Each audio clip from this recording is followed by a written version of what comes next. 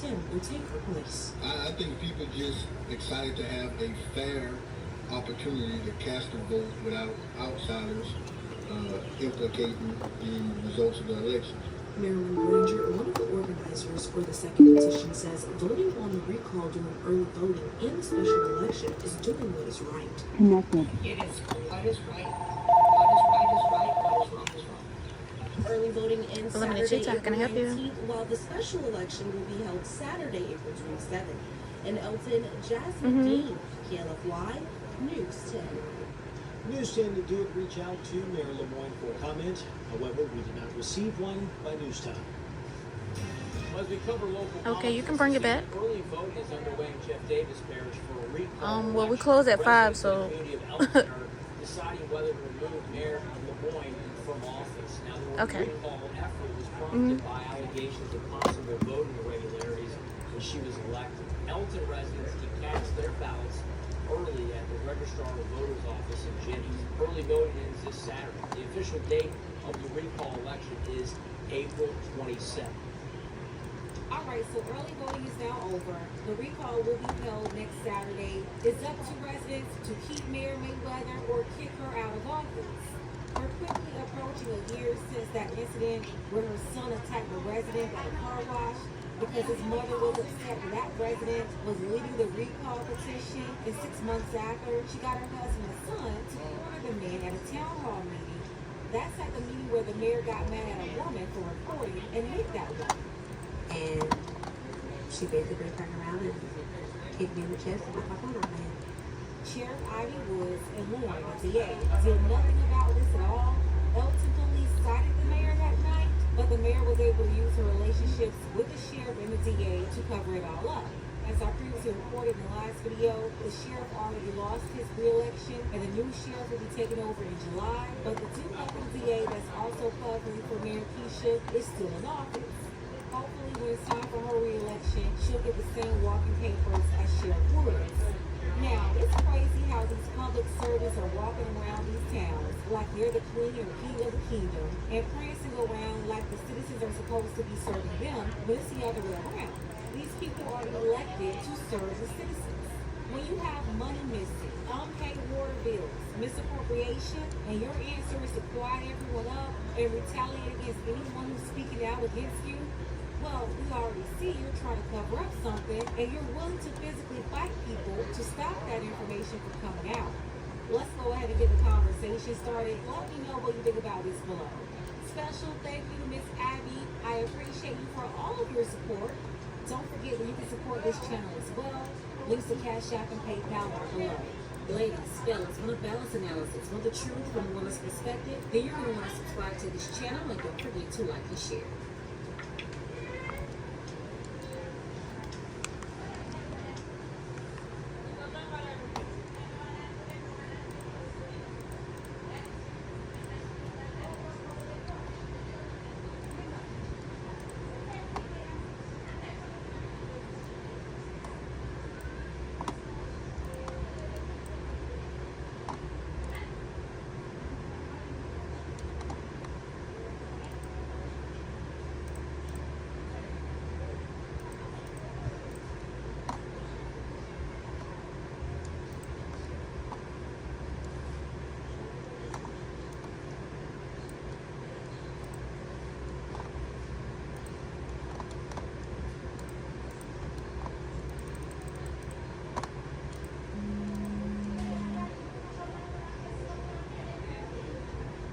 yeah.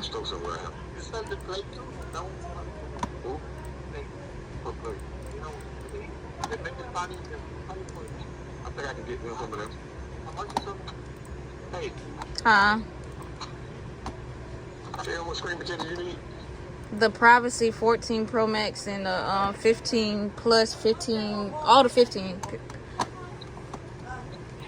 So you want the 15 Pro Max, 15 Plus, 15 Pro and 15? Yeah.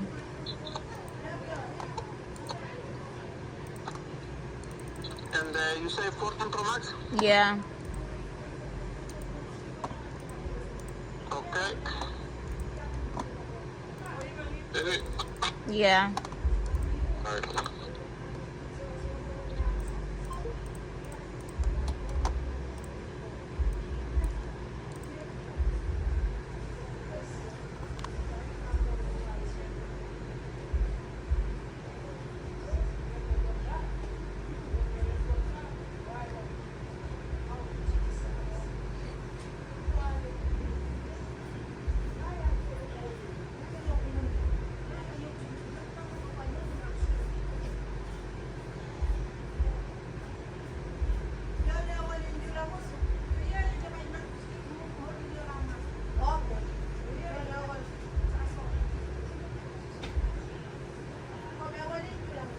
video.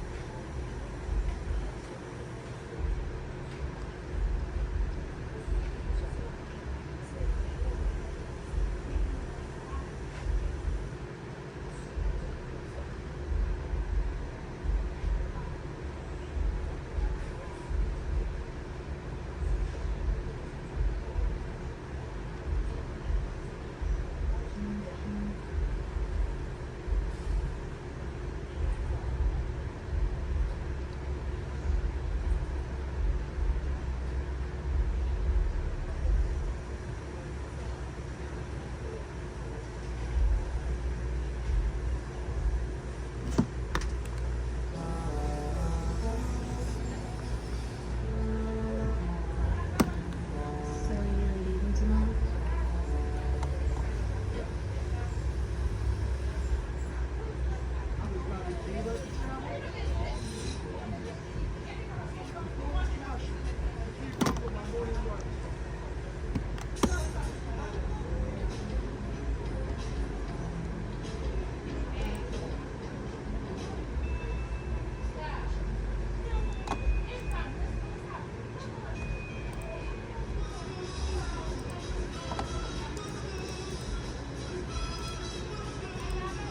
The story of Marvin Gaye honestly gives me chills. Though I'm a big fan of him, with my favorite song being Inner City Blues from his album What's Going On. And I do love the song What's Going On too. And some of his older tracks from when he was a young whippersnapper.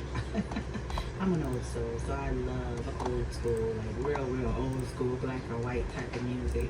Don't judge me.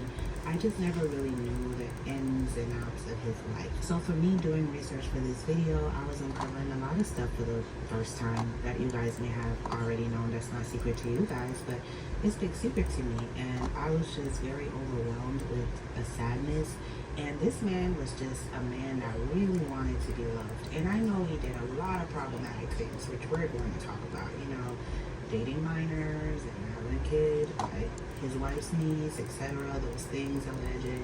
He did a lot of problematic things. The things that happen to you in your life. I want to see your comments below. Comment on this, because I'm always conflicted when I do videos on icons with this, like when you know they had such a tragic, tumultuous lifestyle, childhood even, that was just beyond what I could imagine ever going through.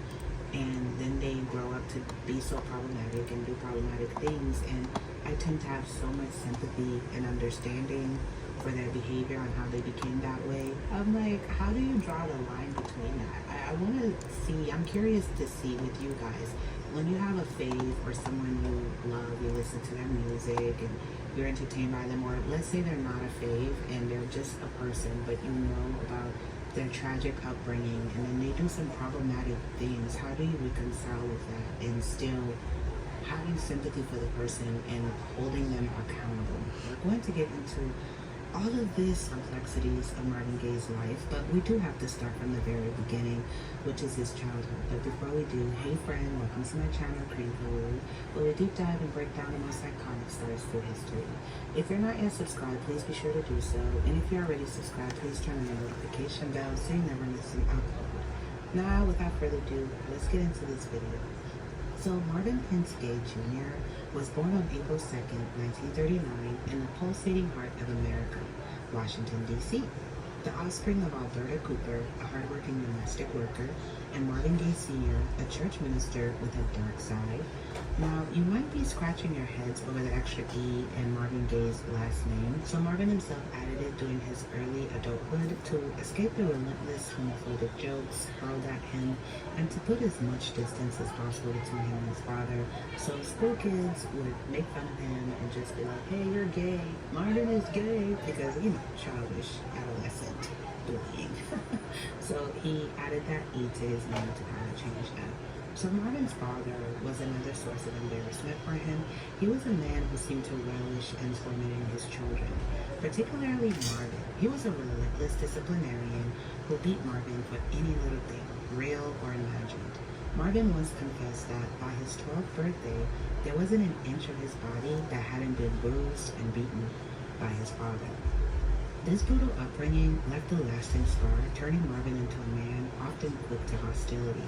And according to Marvin, the worst of his father's punishments involved a belt, but not just any belt. His father had a favorite belt just to whip them with, and this one had a chilling sound that echoed through their home before the whipping began, and he would make the sound on purpose before hitting them just to scare them. It was a sadistic ritual that Marvin and his siblings believed their father enjoyed, casting a long shadow over their lives. The animosity towards Marvin started even before he drew his first breath. My husband never wanted Marvin, and he never liked him, Alberta recalled. He used to say he didn't think he was really his child. I told him that was nonsense. He knew Marvin was his, but for some reason, he didn't love Marvin. And what's worse, he didn't want me to love Marvin either. Marvin wasn't very old before he understood that, end quote. Marvin's father, despite his religious pretenses, was a heavy drinker and rampant philanderer, fathering a child with another woman behind Alberta's back. And Alberta also had a child before they got married that wasn't his child, with another man, and he didn't want to be responsible for raising another man's child. So he told Alberta, you better send that kid to your sister, and that's what Alberta did, which is just, I don't know. He also had an odd penchant for women's clothes. Yes, his father used to wear women's clothes and shoes. He would boldly dress in his wife's clothes and heels. This was common knowledge in Marvin's neighborhood, so kids used to pick on him for that, calling him and his dad sissies. Like that. Reserve now to experience Jubilee while Biltmore blooms. Cross-dressing aside, it was his violent outbursts and brutal treatment of his children that truly scarred Marvin. The children were made to recite Bible verses on demand, facing severe beatings for any mistakes. Marvin bore the brunt of these punishments. His father also withheld food, claiming their hunger would bring them closer to God.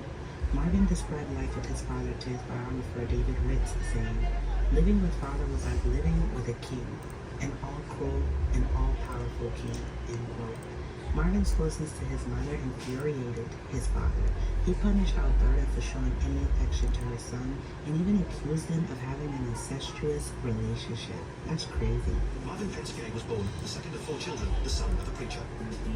My father was very strict, and he believed that just and being a minister in a church, and you know what people say about preachers' children, sometimes they're the worst.